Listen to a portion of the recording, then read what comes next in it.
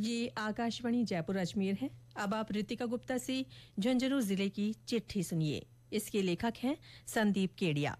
अयोध्या में रामलला प्राण प्रतिष्ठा को लेकर जिले भर में उत्साह का माहौल है। जिले के विभिन्न मंदिरों के साथ ही बाजारों और घरों को आकर्षक रोशनी से सजाया गया है। लोगों ने दिन भर पूजा अर्चना कर सुख समृद्धि की कामना की। घरों में दिए जलाकर दीपोत्सव मनाया जा रहा है और एक दूसरे को बधाई दी जा रही है। केंद्र सरकार की योजनाओं का लाभ पात्र लोगों तक पहुंचाने के लिए जिले भर में विकसित भारत संकल्प यात्रा के तहत विभिन्न स्थानों पर शिविर लगाए जा रहे हैं। बीते दिनों नगरीय विकास और स्वायत्त शासन मंत्री झावर सिंह खर्रा ने झुंझुनू उपखंड की बगड़ नगर पालिका में आयोजित शिविर का निरीक्षण किया।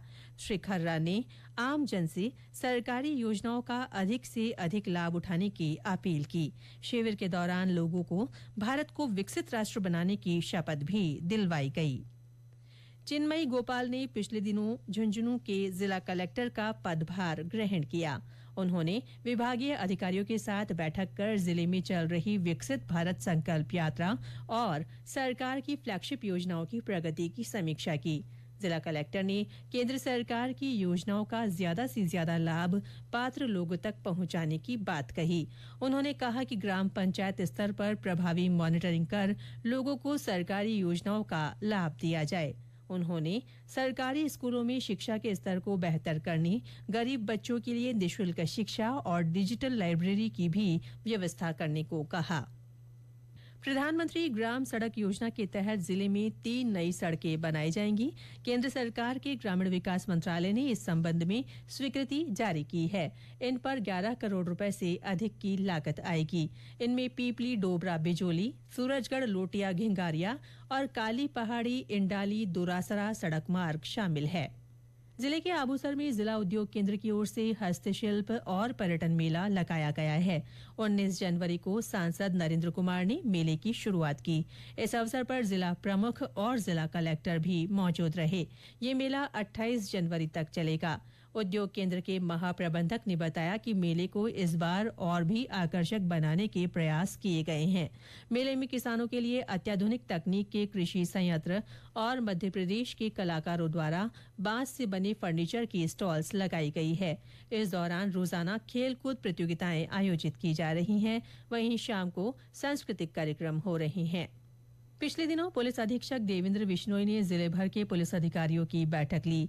बैठक में पिछले साल के आंकड़ों की समीक्षा के साथ ही पेंडिंग मामलों पर चर्चा की गई। उन्होंने अधिकारियों को आगामी लोकसभा चुनावों की तैयारियों को लेकर विशेष दिशा निर्देश दिए। इसके अलावा गणतंत्र दिवस को लेकर सुरक्षा और कानून व्यवस्था चाक चौबंद रखने को कहा। स्वामी विवेकानंद जयंती जिले भर में राष्ट्रीय युवा दिवस के रूप में मनाई गई। वहीं पूर्व प्रधानमंत्री अटल बिहारी वाजपेयी की जयंती सुशासन दिवस के रूप में मनाई गई। इस अवसर पर कई कार्यक्रम हुए। सरकारी कर्मचारियों को सुशासन की शपथ दिलाई गई। विश्व हिंदी दिवस के उपलक्ष्य में सीरी संस्थान में वेबिनार का आयोजन हुआ। वेबिनार में संस्थान के वरिष्ठ वैज्ञानिकों ने विभिन्न विषयों पर व्याख्यान प्रस्तुत किए। इस वेबिनार में संस्थान की राजभाषा कार्यान्वयन समिति के सदस्यों सहित विद्यार्थियों ने भी हिस्सा लिया। इस अवसर पर संस्थान की विज्ञान पत्रिका इलेक्ट्रॉनिक दर्पण 2023 का विमोचन किया गया। मकर संक्रांति का पर्व जिले भर में परंपरागत श्रद्धाभाव के साथ मनाया गया। लोगों ने पवित्र जलाशयों में स्नान कर मंदिरों में पूजा अर्चना की।